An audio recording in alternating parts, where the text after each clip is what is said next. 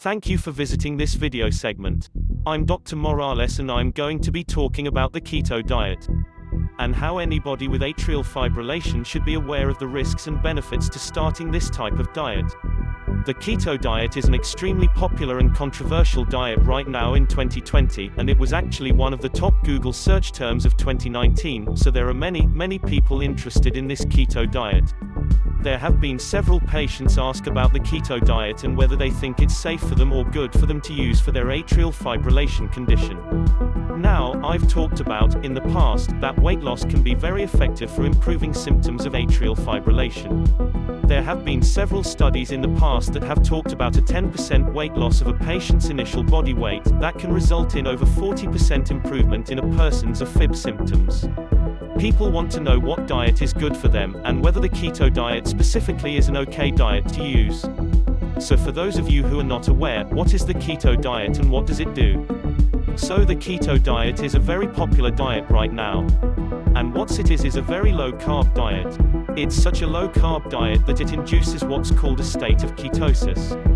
That means that it induces your body to use an alternative fuel source other than sugar, which are ketones and breaking down fat molecules.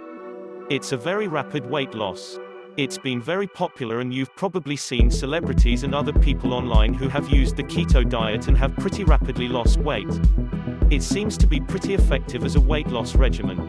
But is it safe, medically speaking, for people who have heart conditions, or specifically, atrial fibrillation? There are unfortunately some case reports that have demonstrated that the ketosis, the state of the diet where you have more ketones in your blood, can actually trigger episodes or lead to more episodes of atrial fibrillation. The heart is very sensitive to changes in the pH. It can lead to short circuits and extra beats, which can end up triggering episodes of atrial fibrillation. In addition, the state of ketosis can also affect your electrolyte imbalances. It may be a good short-term plan for some patients. But as a long-term strategy for weight loss and weight management, it may not be the right strategy for patients with atrial fibrillation. When it comes to atrial fibrillation as well as patients with heart disease, for many years now there's been a lot of good data and articles supporting the use of the Mediterranean diet for atrial fibrillation as well as for patients with heart disease as more of a safer alternative. Always discuss diet plans with your doctor for further information. Thank you for watching this video segment from Dr. Morales.